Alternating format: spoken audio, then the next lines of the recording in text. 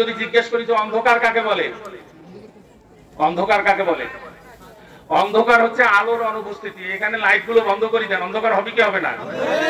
এখানে অন্ধকারের সংজ্ঞা মুখস্থ করেন। আলোর অনুপস্থিতিকেই অন্ধকার বলে। আলোর অনুপস্থিতিকেই, আলোর অনুপস্থিতিকেই।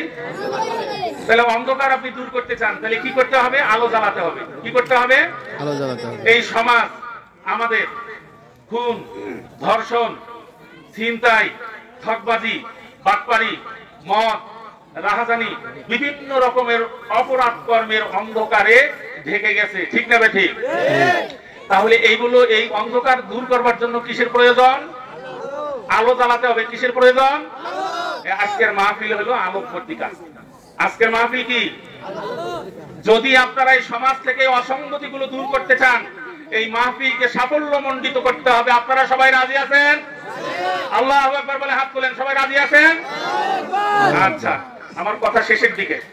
সেটা হলো সায়েন্সের এক স্যার, উনি ক্লাস নিচ্ছেন। উনি দুইটা গ্লাসে পানি নিয়েছেন, দুইটা কাঁচের গ্লাস পানি নিয়েছেন।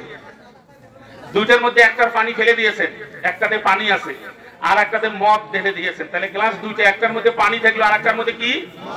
জোরে বলেন। একটার মধ্যে পানি আর একটার মধ্যে কি? উনি দুইটা কেঁচো, কেঁচো চেনেন? চেরা ধরে নিয়ে এসে দুই গ্লাসের মধ্যে লিখে দিছে। বলছে ছাত্ররা তোমরা দেখো। ছাত্ররা দেখছে পানির গ্লাসে যে কেঁচোটা ছেড়ে দিয়েছে, দেখে যে কিলবি কিলবি করতে আছে। আর মদের গ্লাসে যে কেঁচোটা ছেড়ে দিয়েছে, দেখে যে 2 মিনিট পর ওটা ভিনিশ, দেখা যায় না। মদের ঝাঁঝে ওটা ছিন্ন বিচ্ছিন্ন হয়ে মদের সঙ্গে মিক্সড হয়ে গেছে। এখন স্যার জিজ্ঞেস করতেছে, প্রিয় ছাত্ররা, বলে জি স্যার, তোমরা কি বুঝলা? সবাই চুপচাপ। একজন উঠে বলতেছে যে স্যার আমি বুঝছি। বলি কি? বলো। বলে কন্টিনিউ যদি প্রত্যেকদিন খালি পেটে এরকম 1 গ্লাস করে মদ খাওয়া যায়, পেটের মধ্যে কৃমির বংশ থাকবে। স্যার কি এটা বুঝাইছে? জোরে বলেন, স্যার কি এটা বুঝাইছে? নাকি স্যার বুঝিয়েছেন যে মদ শরীরের জন্য কতটা ক্ষতিকর? এই জন্য বক্তা যে উদ্দেশ্যে বক্তৃতা করবে, এই উদ্দেশ্য বুঝতে হবে। যদি না বোঝেন, এই বক্তৃতা নিয়ে কালকে ফেতনা তৈরি হবে। এই বক্তৃতা বুঝতে হলে মনোযোগ দিয়ে আপনাদেরকে শুনতে হবে। শোনার জন্য সবাই রাজি আছেন? মা বোনদেরকে বলবো, আজকাল মা বোনেরা এই মাহফিলে সবচেয়ে বেশি উপস্থিত হয়।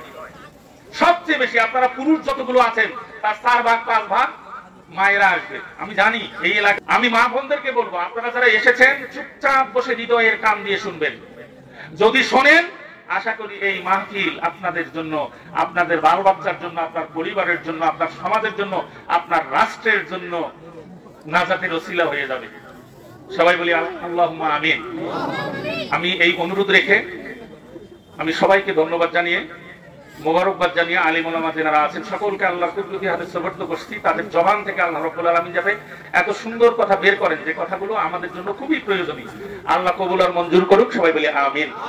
আসসালামু আলাইকুম ওয়া রাহমাতুল্লাহি ওয়া বারাকাতুহু।